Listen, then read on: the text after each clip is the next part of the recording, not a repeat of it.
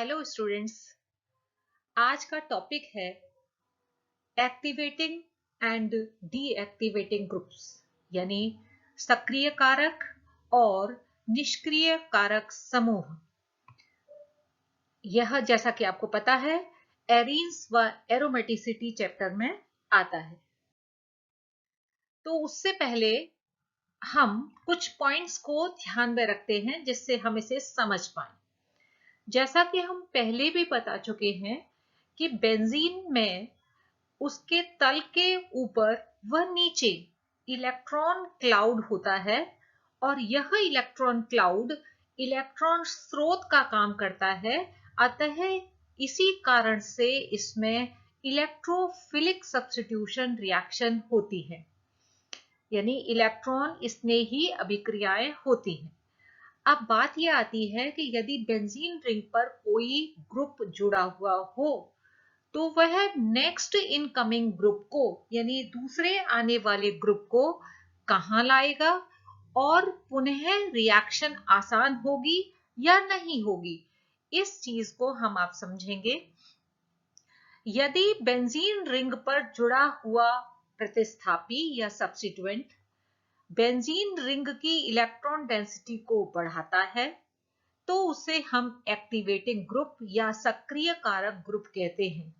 सक्रिय कारक का मतलब क्या है कि जो फर्दर इलेक्ट्रोफिलिक सब्स्टिट्यूशन रिएक्शन उसमें आसान होंगी, ऐसे ग्रुप को हम ऑर्थो पैरा डायरेक्टिंग ग्रुप कहते हैं। अर्थात नेक्स्ट इनकमिंग ग्रुप ऑर्थो व पैरा पोजीशन पर आएगा। इसके विपरीत यदि बेंजीन रिंग पर जुड़ा हुआ प्रतिस्थापी बेंजीन रिंग की इलेक्ट्रॉन डेंसिटी को कम कर देता है तो ऐसे ग्रुप को हम डीएक्टिवेटिंग ग्रुप या निष्क्रिय कारक ग्रुप कहते हैं। निष्क्रिय कारक का मतलब क्या है कि वह बेंजीन रिंग की पुनः इलेक्ट्रोफिलिक सब्स्टिट्यूशन अभिक्रियाओं के प्रति रिएक्टिविटी को घटा देता है, यानी उसमें पुनः इलेक्ट्रोफिलिक सब्स्टिट्यूशन रिएक्शन मुश्किल से होंगी, डिफिकल्ट होंगी। ऐसे ग्रुप मेटा डायरेक्टिंग होते हैं।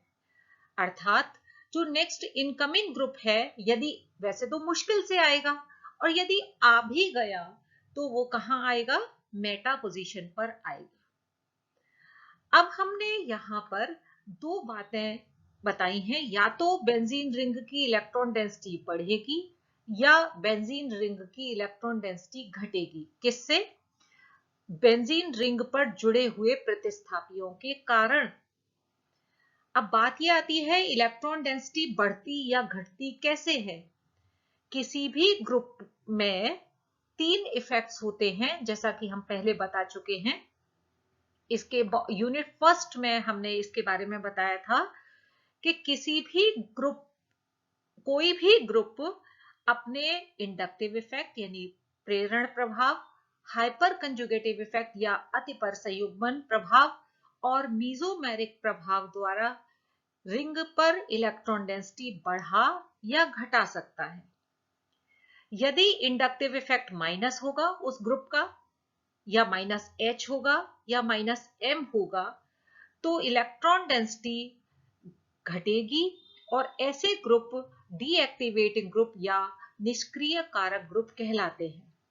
इसके विपरीत यदि कोई ग्रुप प्लस आई प्रभाव दिखाता है या प्लस एच प्रभाव दिखाता है या प्लस एम प्रभाव दिखाता है तो ऐसा ग्रुप बेंजीन रिंग पर इलेक्ट्रॉन डेंसिटी बढ़ाएगा और ऐसा ग्रुप एक्टिवेटिंग ग्रुप या सक्रिय कारक ग्रुप कहलाता है। यहां हम एक बात और बताना चाहेंगे कि कोई एक ग्रुप में एक से अधिक इलेक्ट्रॉनिक प्रभाव भी हो सकते हैं। जैसे कोई ग्रुप में माइनस आई प्रभाव हो और उसके साथ साथ प्लस एम प्रभाव हो, ऐसा भी हो सकता है। वहां हम ये देखेंगे कि इनका शक्ति यानी पावर किसकी कम किसकी ज्यादा होती है। इंडक्टिव इफेक्ट सबसे वीक या कमजोर होता है, उससे शक्तिशाली हाइपर कंजुगेटिव इफेक्ट और उससे अधिक शक्तिशाली मीजोमेरिक इफेक्ट होता है। तो हम इन सभी का कुल प्रभाव देखकर यह निष्कर्ष निकालेंगे कि कोई ग्रुप एक्टिवेटिंग ग्रुप है या डीएक्टिवेटिंग ग्रुप होगा। इसको हिंदी में पढ़ लेते हैं। प्रतिस्थापी समूहों के विभिन्न इलेक्ट्रॉनिक प्रभाव के आधार पर यह भी ज्ञात किया जा सकता है कि उस समूह से बेंजीन वलय का सक्रियण या एक्टिवेशन होगा अथवा निष्क्रियकरण या डीएक्टिवेशन होगा। जो समूह बेंजीन वलय को सक्रियण कर देते हैं उन्हें एक्टिवेटिंग ग्रुप कहते हैं, और जो बेंजीन वलय का निष्क्रियण कर देते हैं उन्हें हम डीएक्टिवेटिंग ग्रुप कहते हैं। इलेक्ट्रॉनिक प्रभाव के आधार पर विभिन्न समूहों को हम 4 वर्गों में विभाजित करते हैं। तो सबसे पहला हम ग्रुप ऐसा ले रहे हैं जिसमें +I या +H प्रभाव हो, यानी इंडक्टिव इफेक्ट और हाइपर कंजुगेटिव इफेक्ट दोनों पॉजिटिव हों। जैसा कि आप जानते हैं कि एल्किल समूहों का बेंजीन वलय पर +I प्रभाव पड़ता है। यदि एल्किल समूह में कोई अल्फा हाइड्रोजन भी उपस्थित हो तो उसमें इंडक्टिव इफेक्ट के साथ साथ हाइपर कंजुगेटिव इफेक्ट भी पॉजिटिव होगा, क्योंकि आप पहले समझ चुके हैं कि हाइपर कंजुगेशन किसमें पाया जाता है, जिसमें डबल बॉन्ड के से रिलेटेड अल्फा कार्बन पर हाइड्रोजन कम से कम एक हाइड्रोजन उपस्थित हो तो वो हाइपर कंजुगेटिव इफेक्ट दिखाता है। अब यदि +I प्रभाव और हाइपर कंजुगेटिव इफेक्ट दोनों मिलकर एक ही दिशा में कार्य करते हैं तो इन दोनों प्रभावों के कारण बेंजीन वलय पर इलेक्ट्रॉन घनत्व यानी इलेक्ट्रॉन डेंसिटी बढ़ जाएगी, और इलेक्ट्रॉन डेंसिटी बढ़ जाएगी तो बेंजीन वलय की क्रियाशीलता बढ़ जाएगी, और क्रियाशीलता बढ़ जाएगी इसका मतलब क्या है कि फर्दर इलेक्ट्रोफिलिक सब्स्टिट्यूशन रिएक्शन आसान हो जाएगी। यानी हम ये कह सकते हैं कि बेंजीन वलय का सक्रियण हो जाता है या बेंजीन वलय एक्टिवेट हो जाती है। इसीलिए ऐसे समूहों को हम सक्रिय कारक ग्रुप कहते हैं, और जैसा कि हम पहले भी बता चुके हैं सक्रिय कारक ग्रुप हमेशा ऑर्थो व पैरा डायरेक्टिंग होते हैं। यदि एल्किल समूह का +I प्रभाव पड़ रहा है तो वह बेंजीन वलय को सक्रिय तो कर देता है, लेकिन +I प्रभाव के साथ साथ यदि अति परिसंयुग्मन प्रभाव भी चल रहा है यानी हाइपर कंजुगेटिव इफेक्ट भी हो रहा है तो बेंजीन वलय और अधिक क्रियाशील हो जाती है। अक्सर कर यह क्वेश्चन आता है, why tertiary butyl benzene is less reactive than methyl benzene या हम कहें टोल्यूइन। इसका कारण यह है, यह क्वेश्चन अक्सर कर एक्सप्लेन वाई में आ जाता है कि यदि हम मिथाइल बेंजीन या हम कहें टोल्यूइन को देखें तो इसमें एक तो हमारा इस डायरेक्शन में +I प्रभाव है, यानी इलेक्ट्रॉन इस कार्बन से बेंजीन रिंग की तरफ सिग्मा बॉन्ड के थ्रू जा रहे हैं, यानी यहां प्रभाव इंडक्टिव कौन सा है, +I। ये हमने इंडक्टिव इफेक्ट दिखाया है टुवर्ड्स बेंजीन रिंग। दूसरी बात, हमने अभी बताया कि हाइपर कंजुगेटिव इफेक्ट किसमें होता है, जहां डबल बॉन्ड से जुड़े अल्फा कार्बन पर जितने अधिक अल्फा हाइड्रोजन होंगे उतना हाइपर कंजुगेटिव इफेक्ट ज्यादा होगा। तो देखिए यहां पर ये डबल बॉन्ड है, ये अल्फा कार्बन है, इस पर 3 अल्फा हाइड्रोजन है, यानी इसके 3 हाइपर कंजुगेटिव इफेक्ट संभव है। ये हम डिटेल में यहां नहीं बता रहे, हमने ये पूरा यूनिट 1 में बताया है। तो इसके 3 हाइपर कंजुगेटिव इफेक्ट संभव हैं, यानी यह अपने 3 स्ट्रक्चर द्वारा बेंजीन रिंग को इलेक्ट्रॉन देगा और इंडक्टिव इफेक्ट द्वारा भी बेंजीन रिंग पर इलेक्ट्रॉन डेंसिटी बढ़ा रहा है। अतः यह अधिक सक्रिय कारक समूह होगा। इधर देखते हैं, ये टर्शरी ब्यूटाइल बेंजीन है।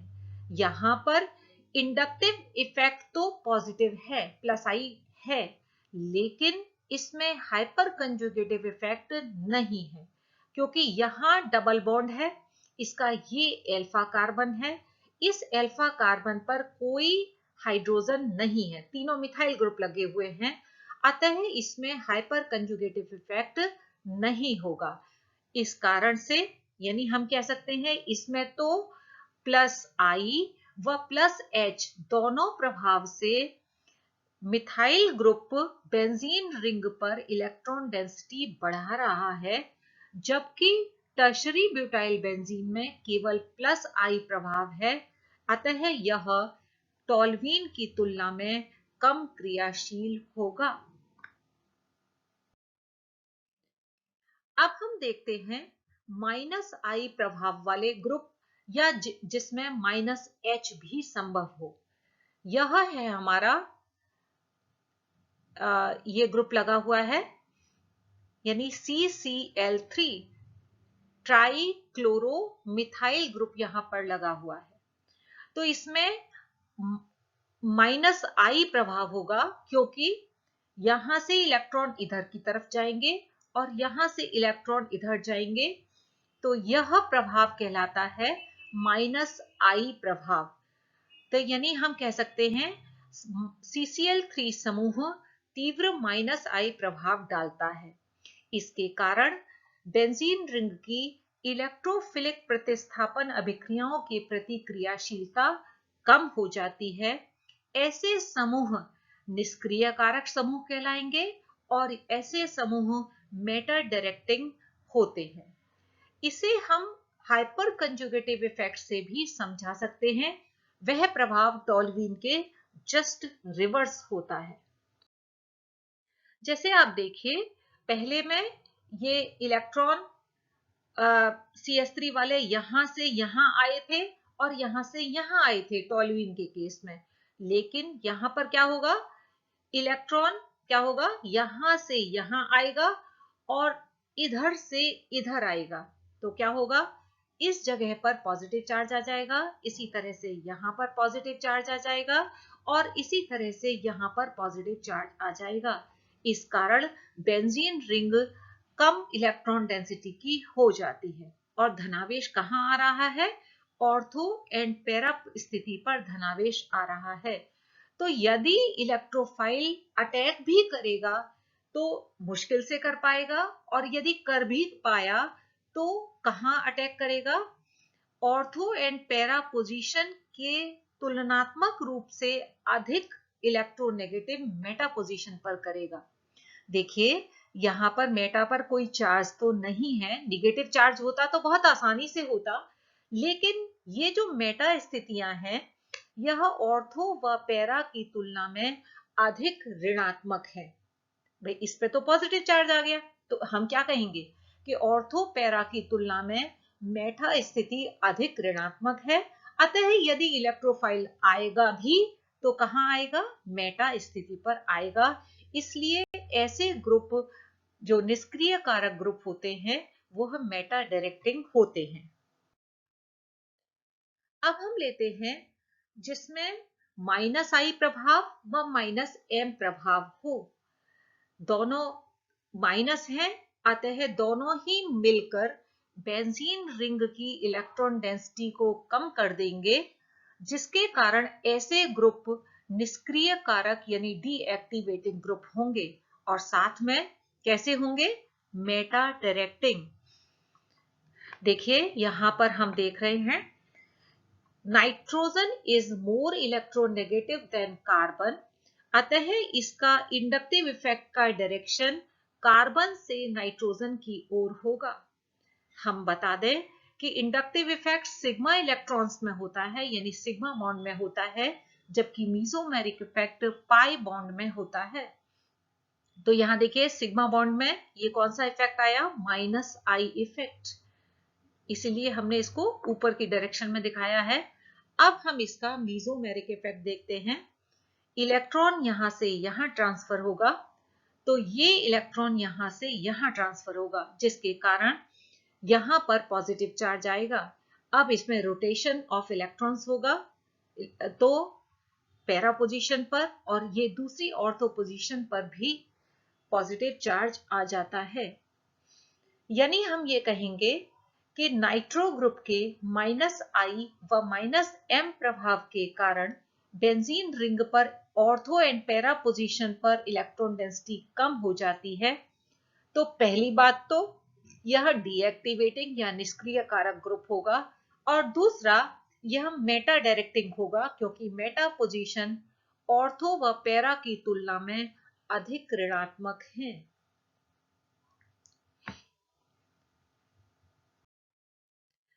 अब हम ऐसे ग्रुप्स ले रहे हैं जिसमें दोनों प्रभाव अपोजिट हों, जैसे -I व -M ग्रुप वाले समूह। इसको भी हम दो भागों में बांट सकते हैं। पहले वो ग्रुप जिसमें -I प्लस M की तुलना में अधिक प्रभावशाली है।